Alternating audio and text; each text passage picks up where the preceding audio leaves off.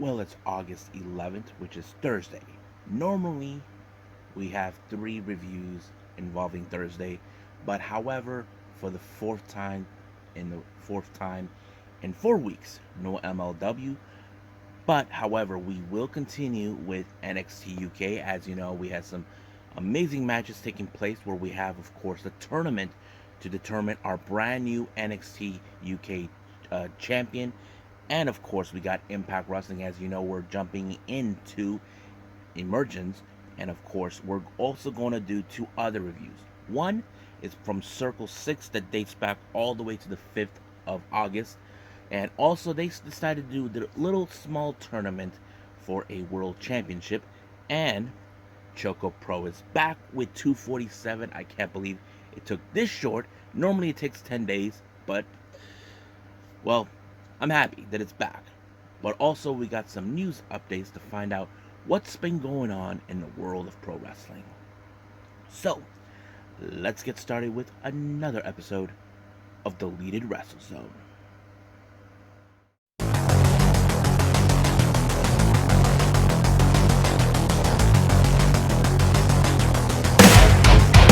Are you ready? Get up, get up! Get up, get up! Get up, get up! Get up, get up! Get up, get up! Get up, get up!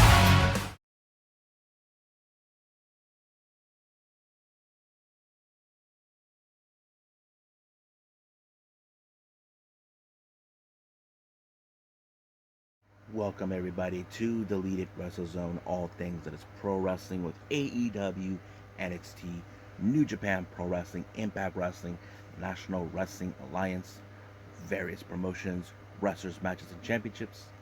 I am your host, Gerard here. So, let's begin with Circle 6. It's been a while. To be honest with everybody, I missed two other events, so I decided just to skip those and do what's going on right now instead.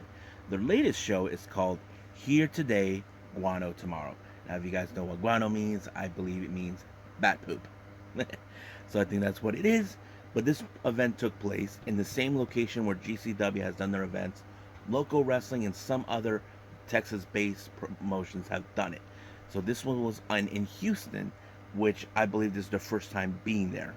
So their event was on the 5th of August, and practically I was aware of it, but I didn't know I was ever going to see it. Now, our first match, we got Gregory Irons from 440 taking on Izzy James. Now, we all know Gregory Iron. He is 440. He's obnoxious. He tries to cheat his own way through, but he pulled on his own weight against Izzy James. Now, to be honest with you, I never heard of this guy, Izzy James, but to me, it felt like a walk in the park for Gregory Irons to pick up a win. And he did it in a fashion where he has his foot on his chest. So, you can guess that's how it is. That's how cocky Gregory Iron is.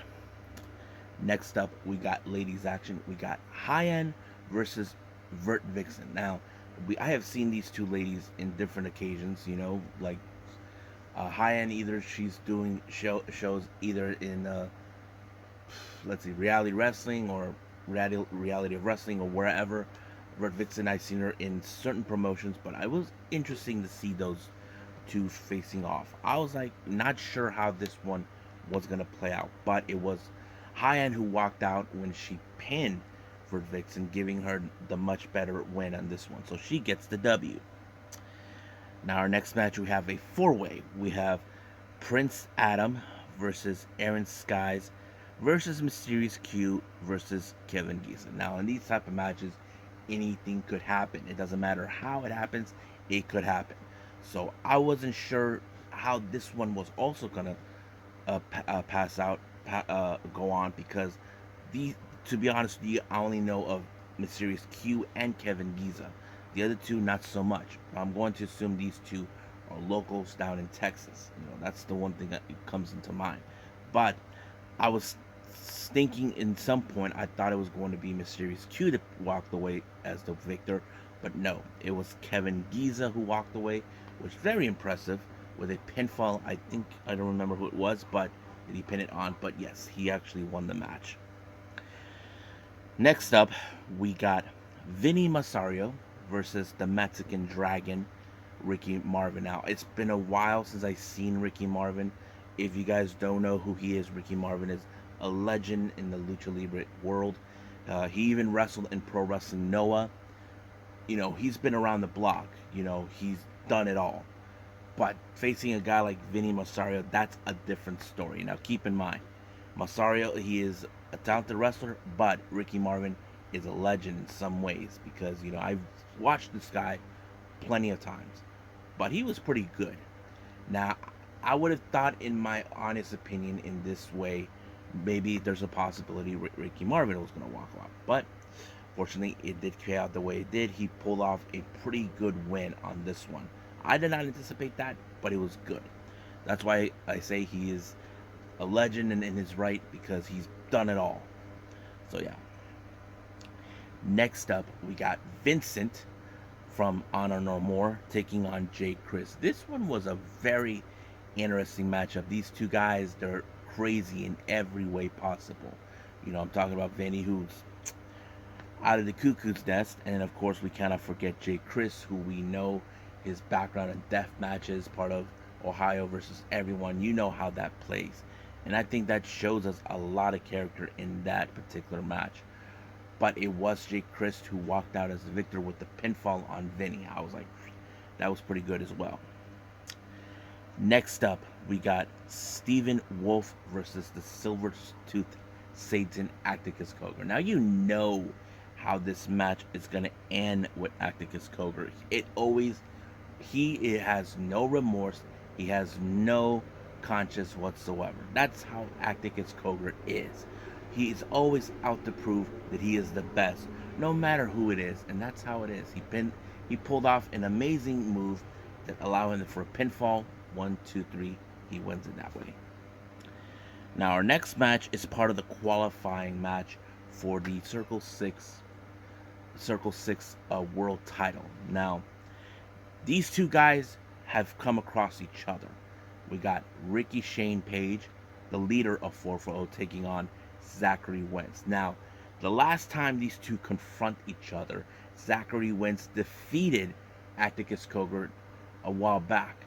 You think RSP hasn't forgotten what happened? No, he tried to help his compadre Atticus Cogar, but failed miserably.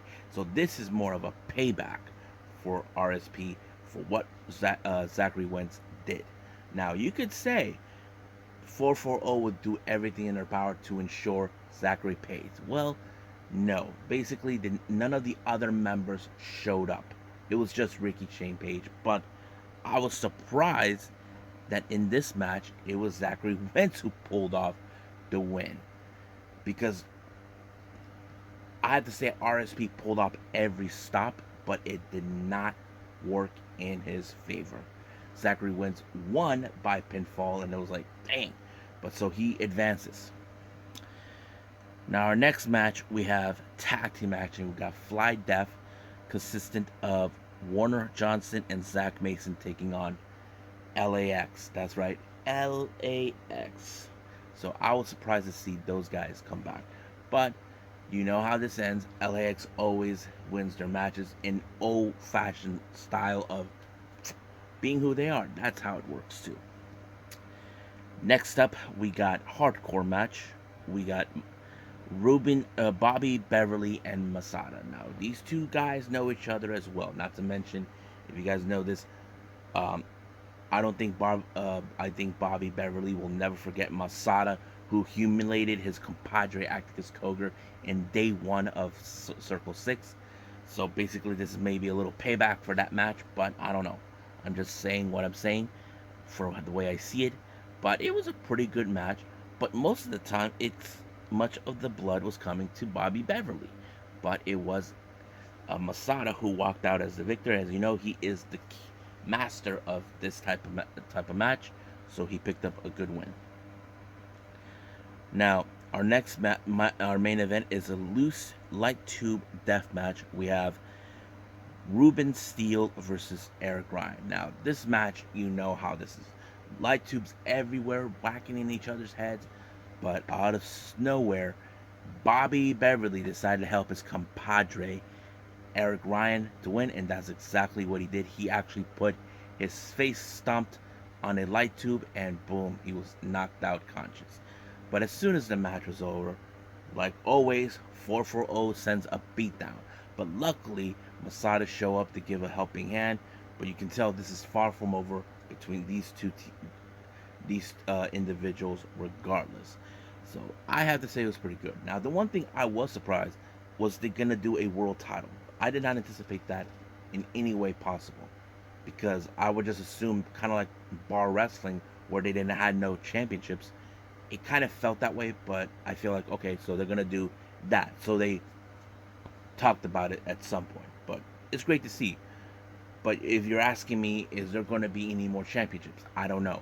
They have to start with the top title first, and then we'll work our way out to see how that plays out as well.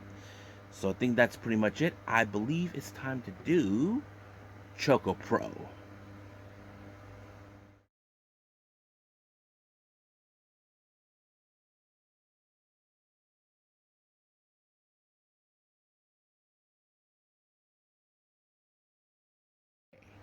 ChocoPro number 247, first day of the new season. Now, I did mention this past weekend. We had the last one that took place, I believe, on the 6th of August.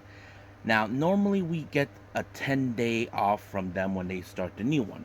Now, I don't know why they decided to wait this shortness. I just don't know. It made no absolute sense to me, but I feel maybe they just decided to get on with it because, as you know, Balanaki is still currently right now in the US here doing his little 2 month tour, and we're yet to see him on AEW. But I feel like maybe they just wanted to get on with it as much as possible. Now, we have only 2 matches that are involved in tag matches. Our first one, we got Tokiko Kiyahara teaming up with Shin Suzuki to take on Sayaka and Chonchiru. Now, to be honest with you, there are times I have witnessed Sayaka. Um, she wins the tag matches but doesn't do the official win. That normally is with a tag partner. But however, they're facing against a duo that have experience in winning matches on in certain occasions. But this is where now everybody's put to the test. Now, how would Sayaka perform? Because in the way I see it in this type of match, I always did view as Sayaka. I was viewing Sayaka as the weakest link. But I have to say, Chonchiru, on the other hand, pulled off a very interesting submission move that allowed him to win the match. Now, I wasn't expecting that, but thankfully it was him that picked up the win via submission, giving him the win, and Sayaka won also alongside her tag partner. Now, our next match we have is another tag. We have Yuna Mizumori teaming with Sayaka Obihiro to take on a very unusual team up, Mei Shiruga and Masahiro Takanashi. Now, you can say that is unusual because, these two individuals are from 2 different teams. Mei Shiruga, Best Bros. Masahiro, he's with CDK. But I think there is a little bit of combinations in this way. Mei Shiruga, who is known as the Apple Goblin, who likes to do things dirty, and Masahiro Takanashi says that I don't feel sorry for the losers. So that sort of thing plays out in a good way. Now, to my surprise, I was impressed that they were able to get along and able to win. I think they realized, okay, we just need to win. That is always the case. But I think the one thing that was surprising is how this match was ending. Now, Mei Shiruga, as you know, she is a tough cookie. She doesn't back down from anybody. Doesn't matter who it is, long as they lose to her. But the way she pulled off the win was amazing. She did use what's her name? Use Yuna Mizumori to bend her down to keep Sayaka Obihiro down while she pulled back doing the zero clutch. I'm like, wow, that was an impressive win. Not only she put Yuna in a submission type move, but also at the same time pin Sayaka. So that was a pretty good move. I did not anticipate that.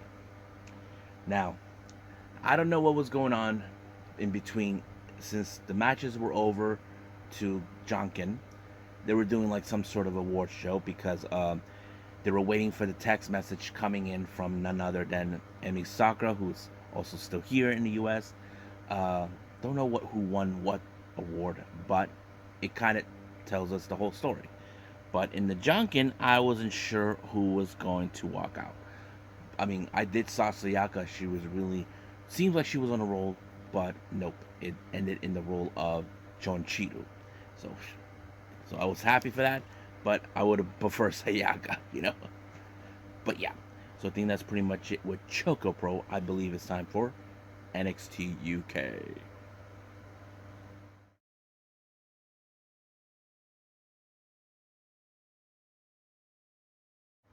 Okay, NXT UK.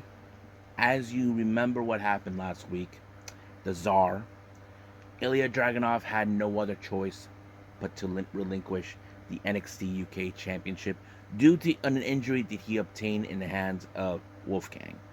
Now, it sucks, but he has to stay healthy no matter what. He cannot continue to become champion while he's out. So he did the only option he could. Now, we were aware as soon as this whole thing situation happened, Sid Scala and Johnny Saint scrambled their thoughts to figure out how to crown a brand new champion. Amongst our first match we had to continue that was an eight person tournament. We have Oliver Carter taking on Charlie Dempsey. Now, this was a case. It's like, oh my god, he is not he doesn't get a break whatsoever. I mean, look, he just last week he defeated Rohan Raja. He previously defeated Tailman. I'm like, Jesus.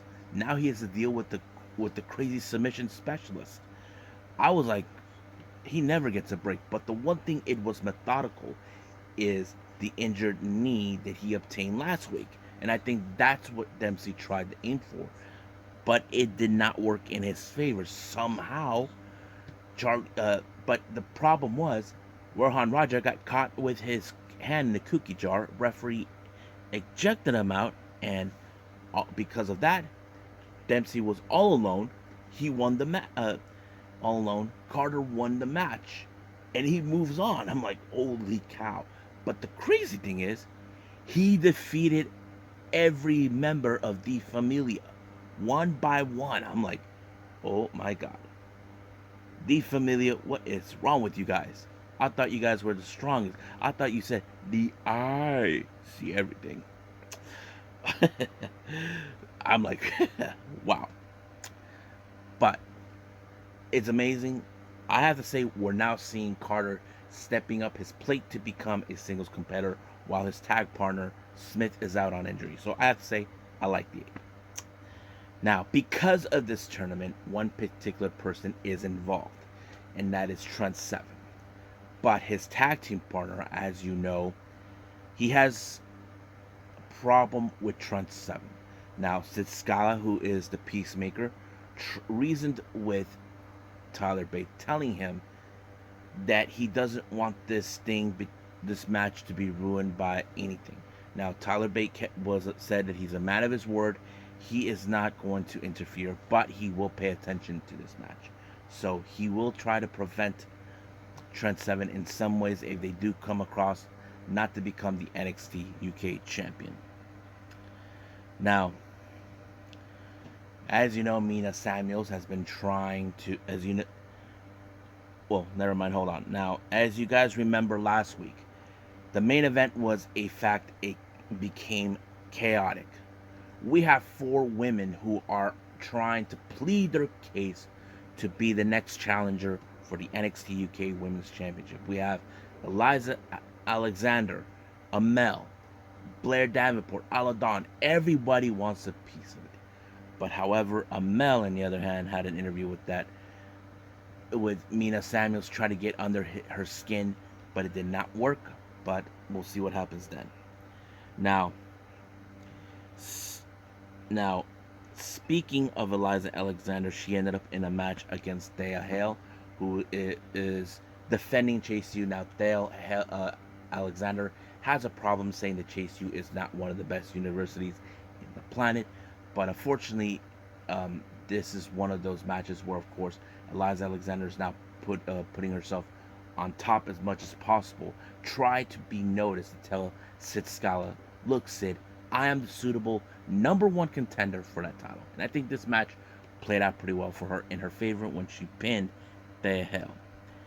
Now, speaking of Chase U, as you know, they were teaching a class, and Eddie Dennis, who claims he's a teacher, started to start a problem, but he pissed off Andre Chase. And not to mention, what the hell was Saxon Huxley doing there? I thought it was just too funny. But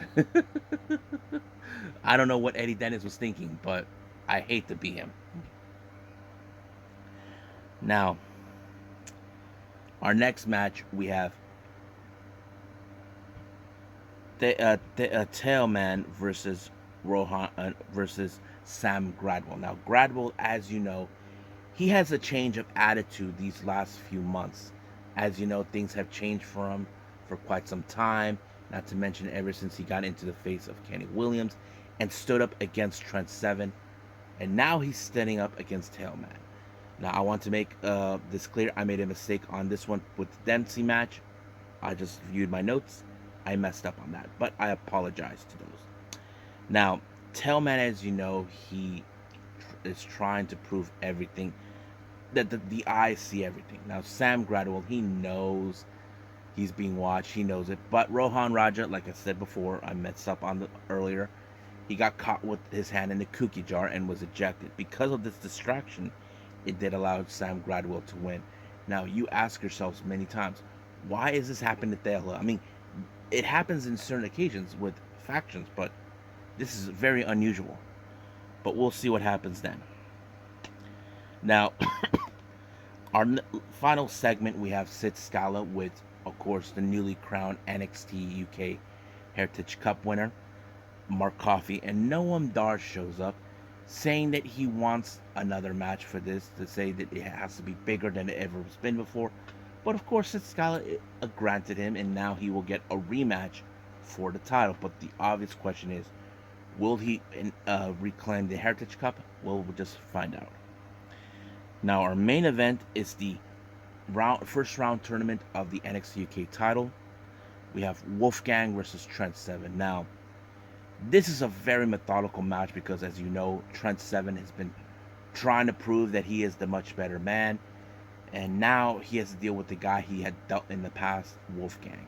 Now, Wolfgang pulled every stop that he could, but Trent Seven, who scouted everything that Wolf was about to do, it was going to be in his favor. But however, it was Trent Seven that walked out as the victor. That means he goes in the first round to take on Oliver Carter.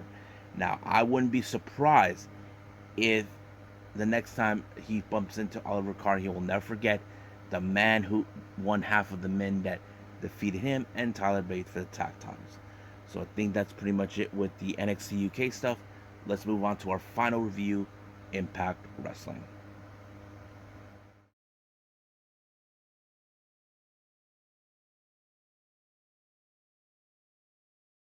Okay, our final review, Impact Wrestling. This is the go-home show before Emergence.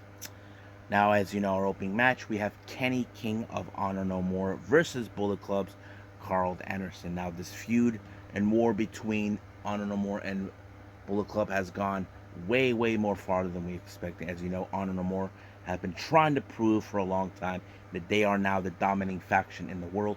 But Bullet Club, on the other hand, well, they're not going to go down without a fight, no matter what. So Kenny King, as you know, he has been trying to prove, and they're trying to get the better momentum to ensure that Honor No More enters Emergence to defeat Bullet Club once and for all, and for Taven and Bennett to get their tag titles that they earned respectively.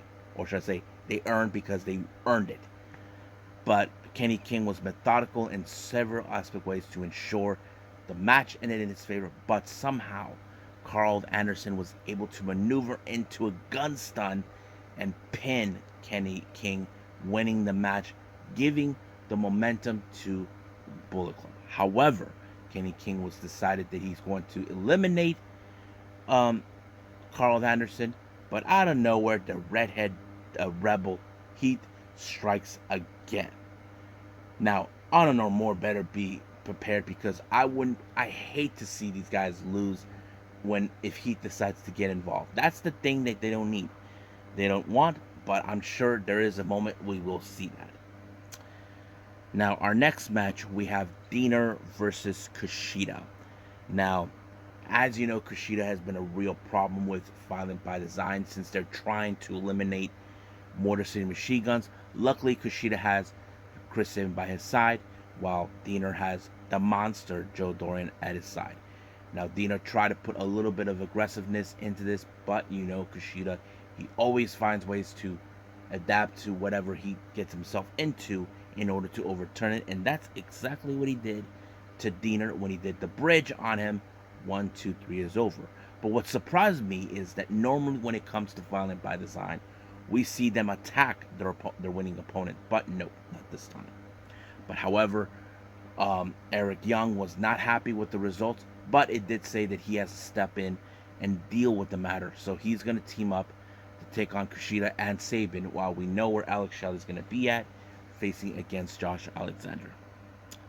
Now, Brian Myers, as you know, once again, the digital media champion, has been ducking Gurger for a long time, knowing that he doesn't deserve a shot, but Gurger has proven time and time again why he earns a shot. So it looks like it could happen, but I wouldn't be surprised if Brian Myers finds a loophole to ensure he doesn't have to challenge for this title. Now, our next match we have, of course, is Tiffany Nieves taking on Killer Kelly. Now, keep in mind, a week or two ago, Killer Kelly showed up and attacked two women from OVW, which is Tiffany Nieves and, of course, Tasha Steelz was not happy. But man, this match was insane. The reason I say that is because this is now where we're seeing, okay, the Knockouts division needs to be put on notice now that Killer Kelly is in the house. So I think that tells us that Killer Kelly will be taking no prisoners. This is the same kind of tactic that we see with Masha Slamovich, but we'll get to that in a bit. So, however, it was Killer Kelly that walked out as the victor, and boom, 1, 2, 3, it's over. Now, more on the Knockouts division, we have Madison Rayne versus Mia Yim. Now, talk about memory lane. These two ladies have bumped into each other. So this time, as you know, Madison Rayne had to walk at this alone. There was no Giselle, no Tennille Dashwood, all thanks to Masha Slamovich. So she has to deal with her by herself. I have to say the match was pretty good, but the only difference is between back then and now is last time it was a three-way match. It didn't go any good favor for Madison Rayne, but Mia Yim took out an amazing victory on Madison Rayne. Now, our next segment we see is Purrazzo. As you know, they are preparing for their upcoming Knockouts Tag Team title matches. They believe they will walk out. So we'll see what happens then. Now, our final match, our main event, is the X Division Championship. Mike Bailey puts his title on the line against the King of Sneaky Style, Rocky Romero. I thought this match was pretty good because, you know, I've always been a big fan of the X Division. Back in the 2000s when I was when I remember watching TNA, it was great. Now, I was assumed that Rocky Romero had tricks up his sleeve, but he was pretty good as well. But however, we know that the Ultimate Weapon was the one that sealed the deal for Mike Bailey to retain the title. Now, the last thing before the show ended was the contract signing between Josh Alexander and Alex Shelley for the Impact World title. I thought this is just exactly what I do. Now, the only difference is normally with these type of things we get a fight, but no. Basically, we know that Alex Shelley is talented. We know the resume he is. He is inbred in Impact Wrestling. But Josh Alexander, he's the guy who is now the face. So the obvious question is, can Alex Shelley overcome Josh Alexander? Well, we'll see what happens because the walking weapon, he's not going to go down easily. no matter who steps up against them. So I think that's pretty much it right now with Impact. It's time for news updates.